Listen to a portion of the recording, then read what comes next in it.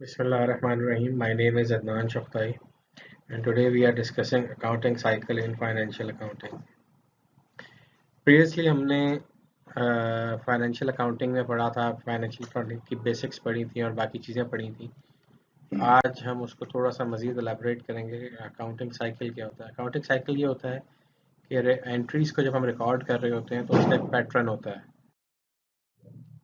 तो उसमें जो है अकाउंटिंग इज अ प्रोसेस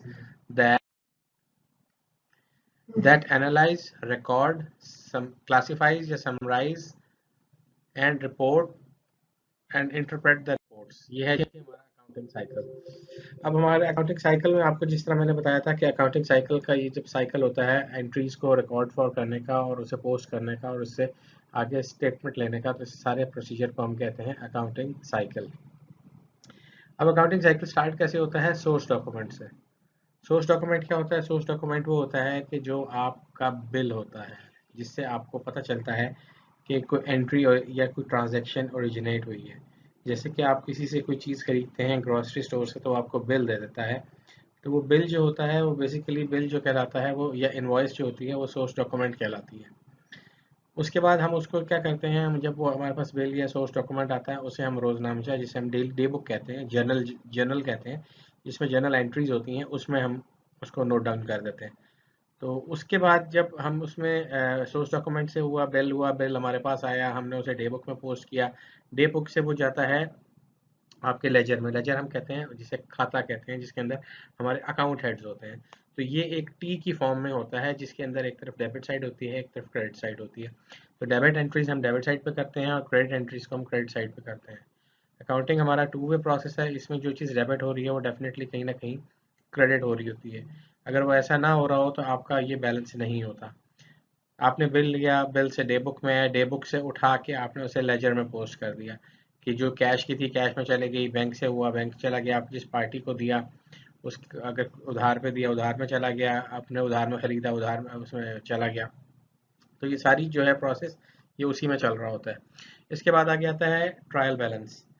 जब हम मैंने आपको बताया था कि ये ट्रायल बैलेंस में वो होता है कि जब हम ये सारी एंट्रीज अपने अकाउंट हेड में कर लेते हैं, तो वहाँ से फिर हम जब स्टेटमेंट बनाते हैं बैलेंस शीट की, तो जो उसको प्रिलिमिनरी स्टेटमेंट कहलाती है वो ट्रायल बैलेंस कहलाता है। जो उसकी इनिशियल स्टेटमेंट बनती है लेजर से, उसमें ये होता है कि आप सारी एंट्रीज को उस तरह से उठाते हैं और उसको आप लिखते जाते हैं। लेट्स से कि अगर कैश है तो बैंक में, अगर आपके पास 8 बैंक में कैश पड़ा है तो आप 8 बैंक्स का नाम लिख के कैश लिख के टोटल कैश लिखेंगे।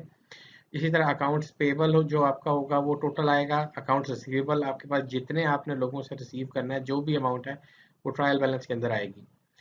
तो ट्रायल बैलेंस की जो स्टेटमेंट है उसमें दोनों साइड्स बैलेंस होने चाहिए, यानी आपकी एसेट साइड और लाइबिलिटी और इक्विटी साइड ये बैलेंस होनी चाहिए। अगर ये बैलेंस नहीं हो रही तो डेफिनेटली कोई ना कोई आपके पास पोस्टिंग का एरर है, या एंट्री मिस है, या आप मिस कर गए हैं, या आपको के पास उसका कोई बिल नहीं आया, या आपके पास उसकी कोई रिसीविंग नहीं आई, कोई पेमेंट की जरूरत है। तो आप फिर उसकी ना एक एडजस्टमेंट एंट्री डालते हैं। उस एंट्री का मकसद ये होता है कि हम ट्रायल बैलेंस को बैलेंस कर रहे हो, उसमें जो एरर्स आ रहे हैं उसको रेक्टिफाई करने के लिए फिर कल को अगर हमें वो एंट्री मिल जाती है तो हम उसे ट्रायल बैलेंस से रिवर्स कर सकते हैं। उसके बाद जब ट्रायल बैलेंस आपका फाइनल होता है तो हम फाइनल फाइनेंशियल स्टेटमेंट्स की तरफ आते हैं, जो कि मैंने आपसे डिस्कस किया था। तीन मेजरली हम डिस्कस करते हैं। एक होती है बैलेंस शीट, जो कि ट्रायल बैलेंस की ही एक इम्प्रूव्ड मॉडिफाइड फॉर्म होती है और समराइज फॉर्म होती है। ट्रायल बैलेंस के अंदर तो हम हर चीज़ उसकी हेड्स और सारी चीज़ें दे रहे होते हैं, जबकि हम जब बैलेंस शीट की बात करते हैं तो बैलेंस शीट में हम सिंगल हेड देके उसका सिंगल टोटल लिख रहे होते हैं। जैसे कि अगर हम कैश में लिख रहे हैं तो हम एक एंट्री करेंगे, हम जिसने ट्रायल बैलेंस में हमने 6 एंट्रीज की अकाउंट्स की, तो हमें हमारी वहाँ पे एक जाएगी। इसी तरह रिसीवेबल्स में टोटल रिसीवेबल अमाउंट आएगी, उसमें इंडिविजुअल अमाउंट्स नहीं आएंगी। दूसरी टाइप ऑफ फाइनेंशियल स्टेटमेंट जो बनेगी वो आपकी बनेगी इनकम स्टेटमेंट। इनकम्स में मैंने आपको बताया था, इनकम स्टेटमेंट में ये होता है कि आपका जो रेवेन्यू होता है वो माइनस एक्सपेंसेस जो होते हैं उससे आपकी नेट इनकम निकल आती है। दूसरी सूरत ये है कि आप सेल्स करते हैं, उसमें से कॉस्ट ऑफ गुड्स सोल्ड निकालते हैं, जो आपने बेचा होता है वो निकालते हैं, तो आपके पास आ जाती है ग्रॉस प्रॉफिट, ग्रॉस इनकम आ जाती है। उसमें से फिर आप अपने टैक्सेस को और आप अपने एक्सपेंडिचर्स को निकालते हैं, तो फिर आपके पास नेट इनकम, जिसको खालिस मुनाफा कहते हैं, वो आ जाता है। तो ये दूसरी स्टेटमेंट इनकम होगी। थर्ड स्टेटमेंट होगी आपकी कैश फ्लो की। कैश फ्लो स्टेटमेंट वो होती है जिसमें आपकी कैश ट्रांजेक्शन सारी आ रही होती हैं और ये देख रहे होते हैं हम कि एक पर्टिकुलर टाइम पे आप मतलब एक पर्टिकुलर पीरियड के अंदर आपकी कैश की फ्लोइंग कैसी थी, कि आपके पास क्या था, क्या आया, क्या दिया। तो बेसिकली वो कैश फ्लो स्टेटमेंट कहलाती है, या उसे हम कहते हैं funds flow statement, funds cash funds के। इसमें हम सिर्फ कैश को कंसिडर करते हैं और इसमें हम जो है सारे आपका जो कैश है उसको हम इसको जो है उसकी ट्रांजेक्शन्स को ले रहे होते हैं। तो इसके बाद फाइनेंशियल स्टेटमेंट्स जो है ये आपकी तैयार हो जाती हैं। तो ये आपका साइकिल कंप्लीट हो जाता है। जो वो साइकिल जो आपका शुरू होता है एक बिल से, एक इनवॉइस से, और कंप्लीट होता है आपकी प्रॉफिट एंड लॉस स्टेटमेंट पे या आपकी बैलेंस शीट पे। जो financial profit and loss statement जो है वो इनकम स्टेटमेंट होती है, तो ये वो कहलाती है। जी, अब हम इसी की डिटेल पढ़ते हैं बुक के हिसाब से। अकाउंटिंग साइकिल की सोर्स डॉक्यूमेंट, जिस तरह के मैंने आपको बताया सोर्स डॉक्यूमेंट आपका प्रूफ होता है ट्रांजैक्शन का। तो ये कहता है जी source documents are the documents such as cash slips, invoices that form the source of a proof of a transaction. तो ये वही बात होगी, बिल है, इनवॉइस है, ये जो भी डॉक्यूमेंट है जो एक आपको बता सकता है, जो प्रूफ दे सकता है कि हाँ एक ट्रांजैक्शन हुई है और जिसके मतलब आपको एक्सचेंज ऑफ गुड्स हुआ है। और ये सारी प्रूफ है, ये सोर्स डॉक्यूमेंट देती है। इसके बाद आता है जर्नल। जर्नल ये जर्नल्स ये होते हैं जिस जो आपकी डे बुक्स होती हैं जिसमें डे टू डे ट्रांजैक्शंस होती हैं। These are sequential date order record of a transaction entered into by a business. Journals are the first basic entry of debit credit for each transaction. Journal का format भी आगे इसमें आएगा, आपको मैं बताता हूँ। उसमें ये होता है कि जब आप डे टू डे एंट्री करते हैं तो आपने अगर फर्ज करें कैश के अगेंस्ट की, तो कैश जा रहा है वो आपका क्रेडिट है, अगर कैश की पेमेंट आपको आ रही है तो वो आपकी डेबिट है। तो ये आपका डेबिट क्रेडिट साथ होता है। जनरल में डे टू डे एंट्रीज होती हैं। इस तरह लेजर जो है मैंने आपको बताया था, लेजर में आपके टी अकाउंट्स चल रहे होते हैं जिसमें एक तरफ आपका डेबिट होता है, एक तरफ क्रेडिट होता है और ऊपर अकाउंट हेड होता है। तो उसको टी के फॉर्म में होता है, जैसा कि आप नीचे अपनी विंडो में देख भी रहे हैं। The ledger is a collective term of account of business. The accounts are in the form of T and thus are often refer to as T accounts, इसलिए इनको टी अकाउंट्स बोलते हैं। ठीक है। तो ये जो था ये लेजर के बारे में था। अब आगे चलते हैं, ट्रायल बैलेंस क्या होता है। Trial balance is a sheet displaying all accounts of a business drawn up as a trial test whatever the total of the all debits and balances are equal the total of all credit balances। जो वही बात होगी जो मैंने आपको बताई थी कि ट्रायल बैलेंस के अंदर आप अपनी सारी चीज़ों को समराइज करते हैं। समराइज करने के बाद उसके डिटेल्स लिख के फिर उनके टोटल्स को समराइज करते हैं, जिसके अंदर सारा आपका जो आपकी एसेट साइड है वो बैलेंस करती है लाइबिलिटीज और इक्विटी साइड को। तो जब ये दोनों चीज़ें बैलेंस होगी तो आपका ट्रायल बैलेंस सक्सेसफुल है, जिससे आप आगे जाके समरी बना के बैलेंस शीट बना सकते हैं। और अगर ये बैलेंस नहीं है तो फिर इसके अंदर हम एडजस्टमेंट एंट्रीज डालते हैं जिससे ये बैलेंस होता है। फिर इसके बाद बैलेंस शीट बनती है, इनकम बनती है और फिर जो फाइनेंशियल स्टेटमेंट्स बनती हैं। अब आगे वो कह रहा है कि जी financial statement is a report. Financial statements are the most important reports of a business. These statements are prepared from information in the trial balance। वही बात होगी कि जो इन्फॉर्मेशन हमें ट्रायल बैलेंस देती है उसी से हम फाइनल स्टेटमेंट्स बनाते हैं। The purpose of these statements is to show the reader the financial position, financial performance and cash flows of the business। Financial position जो है वो आपको आपकी बैलेंस शीट देती है। फाइनेंशियल परफॉर्मेंस जो है आपकी प्रॉफिट एंड लॉस जो आपकी इनकम स्टेटमेंट है वो देती है। एंड कैश फ्लो स्टेटमेंट जो है वो cash flows of the business दिखा रही होती है, वही जो मैंने आपको पहले एक्सप्लेन की है। As well as other useful information concerning the business, financial statements are usually prepared once a year और क्वार्टरली। ये हम साल के बाद बनाते हैं या क्वार्टरली भी बना सकते हैं, सेमी एनुअली 6 महीने की भी बना सकते हैं। तो ये जो स्टेटमेंट्स हैं, ये तीन फाइनेंशियल स्टेटमेंट्स जो हैं वो एक कंपनी की वर्थ बताती है, एक आपकी फाइनेंशियल परफॉर्मेंस बताती है और तीसरी आपकी कैश फ्लो के स्टेटस को, कैश फ्लो के सीक्वेंस को बताती है। Accounting procedures are performed over a period of time. Procedures are performed in defined order into accounting cycle। कि जैसे अकाउंटिंग के जो प्रोसीजर्स हैं वो टाइम टू टाइम हो रहे होते हैं और एक पर्टिकुलर उसके अंदर आ रहे होते हैं। जो इसका अकाउंटिंग साइकिल है उसके अंदर आ रहे होते हैं। Accounting period is a period of time covered by financial statement.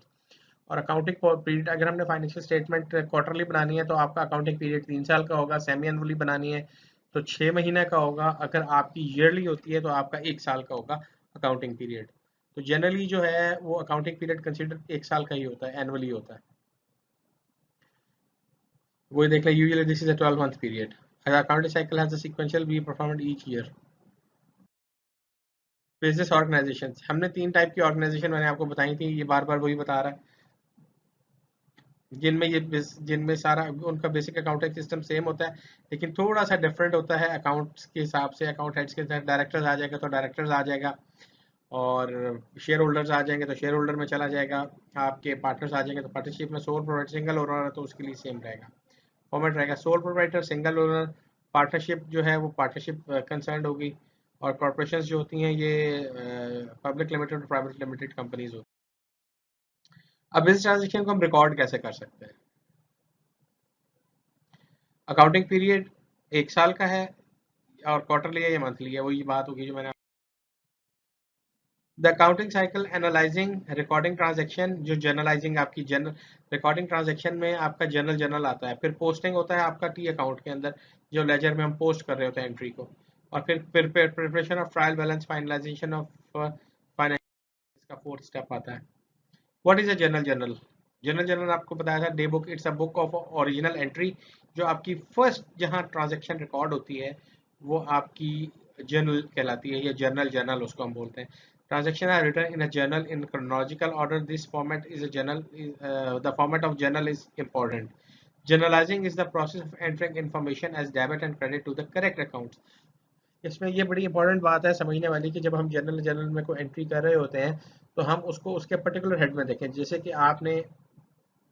आपके पास आपने एक लैंड खरीदी अपने कैश के अगेंस्ट, तो आप ये करेंगे कि आप अकाउंट्स के अंदर जो डेबिट एंट्री करेंगे वो लैंड को जो है वो डेबिट कर रहे होंगे अपने एसेट्स में, और कैश में से उसको माइनस कर रहे होंगे जो आप उसकी पेमेंट कर रहे होंगे। और अगर आपने उधार पे ली होगी तो आप उसको डेबिट कर रहे होंगे अपने लैंड को, और आप उधर से कर रहे होंगे, क्रेडिट कर रहे होंगे, और उससे जहाँ से दे रहे हैं उधार से, वो अपने उससे जो आपका अकाउंट्स पेबल होगा उससे आप उसको मजीद पेबल को आप ओरिजिनेट कर रहे होंगे, जिससे आपकी लाइबिलिटी ओरिजिन हो जाएगी।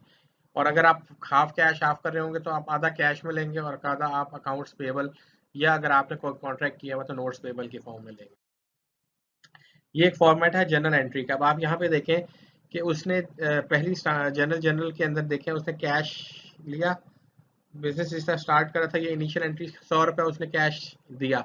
कहाँ से दिया? उसने अपने इक्विटी अकाउंट में दिया, तो इसलिए उसने देखो कैश आपका डेबिट हो रहा है और कैपिटल अकाउंट में आपका क्रेडिट हो रहा है। The owner is investment to open the business checking account deposit slip, ये उसके नीचे नरेशन लिखी हुई है कि इसकी एंट्री की डिटेल क्या है। अब दूसरी तरफ आए जहाँ मल्टीपल एंट्रीज हुई हैं कि जनवरी 1 को कैश आपने 50,000 आपके पास आया, कहाँ से आया? ओनर इक्विटी से आया, कि ओनर्स की लाइबिलिटी थी वहां से आया, इसलिए वो 50,000 हो गया। अब आपने क्या किया आपने 4500 रुपए की कोई चीज खरीदी, जिसमें से उसके अगेंस्ट 3,000 रुपए आपने कैश दिया, और 1500 रुपए आपने अभी देना है उधार उसका, या आपने उसे कहा मैं 15 दिन के बाद दूंगा। तो अब आप देखें कि इन्वेंट्री आपके पास डेबिट हो रही है 4500 की, इसके अगेंस्ट एंट्रीज क्या हो रही है, ओरिजिनेट हो रही है? एक तो आपका कैश जा रहा है 3,000 का, ठीक है, कैश चला गया, और 1500 रुपए का आपका अकाउंट्स पेबल जो है वो आपका जनरेट हो रहा है इसके लिए कि आपने वो उधार पे लिया। अब जब 20 दिन गुजर जाएंगे तो फिर हम इसकी एंट्री कैसे करेंगे? दोबारा अकाउंट्स पेबल आपका डेबिट हो जाएगा 1500 से, और कैश आपका क्रेडिट हो जाएगा, अकाउंट्स पेबल रिवर्स होगी और आपका कैश भी चला गया। ठीक है, अब हम लैंड की बात करते हैं। उसने क्या किया कि उसने जो लैंड थी 20,000 की ले ली, और अभी उसने 2,000 रुपये उसका कैश दिया, और 18,000 रुपये उसकी अभी पेबल बाकी थी जो उसने देनी थी। तो उसने फिर ये किया कि उसने पेबल अपनी लाइबिलिटी ओरिजिनेट किया 18,000 से, लैंड डेबिट हुई 20,000 से कैश से, और जो उसने पे किया वो 2,000 था, और लाइबिलिटी 18,000 की थी। तो वो देखे, अब आप ये देखें दोनों साइड्स 20,000 से बैलेंस होगी। इसी तरह जो इंश्योरेंस थी, इंश्योरेंस जो थी उसने जो पे की, तो आपके पास इंश्योरेंस पॉलिसी जो आपने प्रीपेड इंश्योरेंस ली वो 2400 की आई, कहाँ से आई? उसके अगेंस्ट कैश दिया, वो 2400 रुपये cash, record advance payment of insurance. ठीक है, तो ये एडवांस आ गया। ये जनरल का नीचे आप देखें तो एक डिटेल फॉर्म बना हुआ है, एक तरफ डेट है, बीच में डिस्क्रिप्शन है, ऊपर रेफरेंस नंबर है या बिल नंबर है, क्या है, आगे डेबिट है या क्रेडिट है। ठीक हो गया। नेक्स्ट करते हैं, what is a journal ledger? Ledger की बात करते हैं हमने, जर्नल की तो बात कर ली, लेजर की बात करते हैं, जिसको हम खाता कहते हैं या जिसको हम अपना अकाउंट बुक मेन कहते हैं, जो टी अकाउंट के फॉर्म में होता है। It's a book of final entry, इसमें फाइनल एंट्री आती है। The information from the journal is transferred into ledger by posting the process. तो जो आपने अपने जनरल में जो इनिशियल एंट्री रिकॉर्ड की होती है वहां से उसको उस पर्टिकुलर अकाउंट में देते हैं। जैसे कि आपने जो परचेज किया था 4500 की, आपने कोई इन्वेंट्री परचेज की थी, स्टॉक परचेज किया था जो जिसका 3000 कैश दिया था और 1500 रुपये भी आपने देना है। तो जब हम अपने इसमें लेजर में जाएंगे तो हम ये करेंगे कि हम अपना जो उसका हेड बनेगा इन्वेंट्री का, जो स्टॉक का हेड है, स्टॉक के हेड में हम वो चीज़ जमा कर लेंगे 4500 की। कैश के हेड में से उसका 33,000 उसका कैश निकाल देंगे और अकाउंट्स पेबल के अंदर 1500 अपनी लाइबिलिटी भी जनरेट करेंगे लेजर के अंदर। Debit credit general remain exactly the same way posted to accounts in ledger, जिसमें डेबिट क्रेडिट का कॉलम सेम होता है कि डेबिट आपका राइट लेफ्ट साइड पे आता है और क्रेडिट आपका राइट साइड पे आता है। ये देखें, ये जनरल की एंट्रीज हैं कि आप ये देखें डे बुक कि आपकी अकाउंट्स पेबल जो था वो आपने 25 देना था, आपका वो क्रेडिट हुआ। और कहाँ से हुआ? कैश डेबिट हुआ, कैश आया आपका। फिर इधर नीचे आप देखिए accounts payable telephone, accounts payable inventory, accounts या अब इसको जब अपने अकाउंट्स में वो लेके जाएंगे तो इसको पर्टिकुलर हेड्स में पोस्ट करेंगे।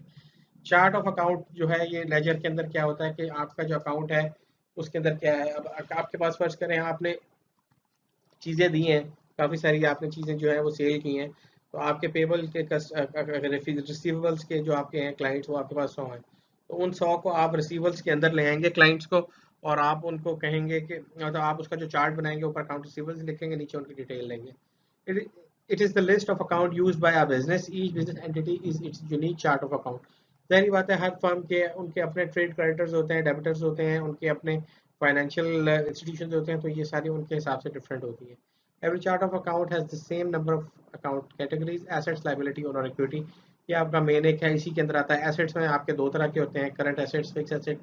Current asset sorry current assets आपके कैश और कैश इक्विवेलेंट्स होते हैं, और जो आपके फिक्स एसेट्स होते हैं उसमें लैंड, बिल्डिंग, आपकी मशीनरी होगी, आपकी व्हीकल्स होगी, आपकी सारी चीज़ें आती हैं। सेम आपकी लाइबिलिटी होती है, short term liability, long term liability. Short term जो होती है वो विद इन अ ईयर होती है, और जो लॉन्ग टर्म होती है वो आगे नंबर ऑफ ईयर्स पे होते हैं। ओनर इक्विटी भी आपकी लाइबिलिटी होती है क्योंकि वो फर्म का देना होता है, जो उसके मालिक ने पैसा फर्म पे लगाया होता है, फर्म के जिम्मे होता है वो उसको वापस करें। ठीक है, अब ये देखें टी अकाउंट्स की फॉर्म है। टी अकाउंट्स का आपको फॉर्मेट मिल गया कि उसमें भी डेबिट क्रेडिट है इसी तरह, और लाइबिलिटीज का भी डेबिट क्रेडिट है और इक्विटी का भी है। अब एसेट्स के अंदर अब फिक्स एसेट है, कैश है, तो एसेट में कैश लिखेंगे, उसकी एंट्री ऐसी आएगी। अकाउंट्स रिसीवेबल की ऐसी आएगी, लैंड की ऐसी आएगी, स्टॉक की ऐसी आएगी आपकी, और इसी तरह लाइबिलिटीज हैं। आपने जो अकाउंट्स पेबल है, अकाउंट्स आपका नोट्स पेबल है, उसके बाद आपने अगर सैलरीज आपकी ड्यू है जो अभी तक आपने दी नहीं है, रेंट आपका जो ड्यू आपने दी है, वो लाइबिलिटीज आपकी यहाँ पे आएंगी। और ओनर इक्विटी में वो आएगा कि उसने कितना पैसा लगाया, उसमें से उसने कितना विड्रॉ किया और कितना फर्म के जिम्मे है उसको वापस देना, या उसका अगर कोई प्रॉफिट आ रहा तो वो इसमें ऐड होगा और इक्विटी को वो इंक्रीज करेगा। Debit must always equal credit, बिल्कुल। जब जो दो तरह की एंट्रीज हम करते हैं, डेबिट क्रेडिट जो है उन्हें सेम होना चाहिए, वरना हमारे जो एंट्रीज हैं वो खराब होती हैं। Amounts incurred for items that benefit future accounting periods are recording as assets. What are some examples? ये प्रीपेड रेंट है, ये भी आपका एसेट ही होता है जो अभी आपके पास आ गया और आपने उसको इस्तेमाल नहीं किया। Amount for item use expense in the current accounting period are record as expenses. जिस तरह आपकी सैलरीज हैं वो आपने पे कर दी या आपने रेंट पे कर दिया तो वो आपका एक्सपेंस हो जाएगा, लेकिन अगर आपने पे नहीं किया तो लाइबिलिटी है, और अगर एडवांस पे किया तो आपका एसेट है। अब जिस तरह एयरलाइन की टिकट है या आपकी ट्रैवल टिकट है, कोई भी है, आप उसको एडवांस पेमेंट करके टिकट ले लेते हैं तो आपका वो एसेट बन जाता है। एक्सपेंस उस वक्त बनेगा जब आप उसकी टिकट को अवेल करेंगे। मतलब अगर आपने ट्रेवल करना है 20 दिन के बाद और टिकट आपने आज खरीद ली है तो आपका वो एक्सपेंस तो अकाउंट फॉर होगा, लेकिन उसकी जो एक एडजस्टमेंट एंट्री डलेगी वो आपकी एज अ टेम्पररी एसेट डलेगी जब तक वो एग्जॉस्ट नहीं होता। ठीक है ना। But supplies use rent of month expired in posting हम कैसे करते हैं, उसका थोड़ा सा आपको मैं इसमें से बता देता हूँ कि पोस्टिंग के अंदर all transaction are recorded in journal, then amounts are copy to the ledger. कि आप जिस तरह ट्रांजेक्शन कोई भी की है, कैश की है, अकाउंट्स पेबल की है, रिसीविंग की है, वो आप उसके पर्टिकुलर हेड्स में डेबिट किया तो डेबिट में लिखेंगे, क्रेडिट किया तो क्रेडिट में लिखेंगे। और अगर आप इसमें मिस्टेक करते हैं तो आपके सारा बैलेंस जो है वो आपका फाइनल इसका अफेक्ट जाएगा आपके ट्रायल बैलेंस पे, और अल्टीमेटली वहाँ पे आपको फिर पता चलेगा कि आपकी गलती क्या है, कहाँ पे आ रही है। Once the amount are entered into the account, a posting reference must be entered in the journal. जब हम भी कोई भी एंट्री करते हैं तो हम उसका रेफरेंस लिखते हैं कि ये हमने फलां एंट्री की है, फलां पेज पे फलां रेफरेंस है इस पार्टी का, या अगर कोई कोड है तो अकाउंट कोड है वो उसको लग जाता है। न्यू बैलेंसेस आर कंप्यूटेड इन, ठीक हो गया, जो भी चेंज होगी अकाउंट्स में वो आती रहेगी। अब देखें पोस्टिंग कैसे कर रहे हैं हम। अब जून 1 में हमारे पास 50 कैश आया, 5000 डेबिट। कहाँ से आया? ओनर इक्विटी ने, ओनर ने डेफिनेटली दिया होगा। तो रेफरेंस आ गया कि आपका जनरल रिसीप्ट नंबर 1 कि आपकी कैश रिसीप्ट नंबर 1 में है। क्या हुआ? 5000 कैश हमें आया। कहाँ से आया? वो इसकी एंट्री आपको डे बुक से जनरल से मिलेगी, और लेजर में अगर आप देखेंगे तो वो जा रही होगी ओनर इक्विटी में 5000 की। तो अब आपका टोटल डेबिट बैलेंस आया 5000 का। अब इसमें से अगर वो इसमें से 100 रुपए का अगर वो कोई एक्सपेंस करता है तो इसमें से ये फिर आपका जो है वो क्रेडिट साइड पे 100 आएगा और टोटल बैलेंस आ जाएगा 4900।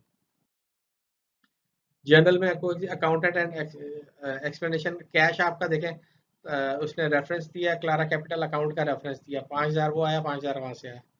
ये पोस्टिंग रेफरेंस है। ये अगर आपका मैनुअल लेजर है तो मैनुअल लेजर से हम उस पोस्टिंग रेफरेंस को पेज नंबर कंसीडर करते हैं, और अगर हमारा कंप्यूटराइज सिस्टम है तो जो उसका पर्टिकुलर कोड होगा अकाउंट का वो इसमें पोस्टिंग रेफरेंस में आएगा। ठीक है, अब ये देखें अकाउंट्स पेबल का आ गया। कहाँ? फोन का आपने एक्सपेंस किया, वो डेबिट हुआ, और अकाउंट पेबल से क्रेडिट हो गया। अकाउंट पेबल जो आपने देना था, तो उसमें ये जाते हैं, आते हैं। ठीक है। अब थोड़ा सा एक्सप्लेन वो करेगा कि ट्रायल बैलेंस को वो कैसे बना रहा है।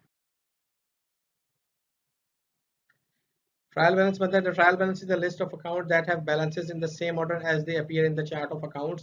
ट्रायल बैलेंस के अंदर चार इसी तरह आते हैं जैसे चार मैंने आपको बताया था। ट्रायल बैलेंस के अंदर हर चीज का, आपकी अगर एसेट है, एसेट में current asset, fix asset, current asset में कैश जो है, cash in hand, cash in bank. Cash in bank में अगर आपके 6 अकाउंट्स में पड़ा है तो उन 6 के 6 यहाँ पर ट्रायल बैलेंस में आएंगे। लेकिन जब हम बैलेंस शीट में जाएंगे तो सिर्फ कैश के हेड में कैश की अमाउंट आएगी, उसमें सारे कैश आपके जो होंगे वो सारे उसमें प्लस होके आ रहे होंगे। The trial balance will show if debit credits have been interchanged, or if account has been transposed, or if debit credit was omitted, was a record or twice। Trial balance के अंदर हमारी account की गलती अक्सर सामने आती है जिसको हम करेक्ट करते हैं तो ठीक हो जाती है, नहीं होती तो हम उसकी कोई एडजस्टमेंट एंट्री डालते हैं, क्योंकि हम there are for few advantages of accounting। हम अकाउंटिंग का फायदा क्या है देखें। अकाउंटिंग का फायदा ये होता है कि इंसान को पता चल जाता है उसकी फाइनेंशियल पोजीशन क्या है, फाइनेंशियल वर्थ क्या है, उसने इन्वेस्टमेंट करनी है नहीं करनी, उसने बिजनेस को चलाना है नहीं चलाना, उसने फर्दर जो है एक्सपेंशन करनी है नहीं करनी, और उसने क्या कमाया क्या खाया वो उसको at the end of the day उसको पता होना चाहिए कि क्या है। Financial accounting enables manager to know the financial state of business. Financial accounting बिल्कुल बताती है कि फाइनेंशियल स्टेट क्या है बिजनेस की, जो आपका बिजनेस जो है वो किस जगह पे खड़ा है, मतलब आपको आपके को मतलब रेवेन्यू ज्यादा जनरेट करके दे रहा है, आपसे एक्सपेंसेस ज्यादा ले रहा है, उसकी फाइनेंशियल पोजीशन क्या है। दूसरा कहता है कि they are useful to government for tax purposes.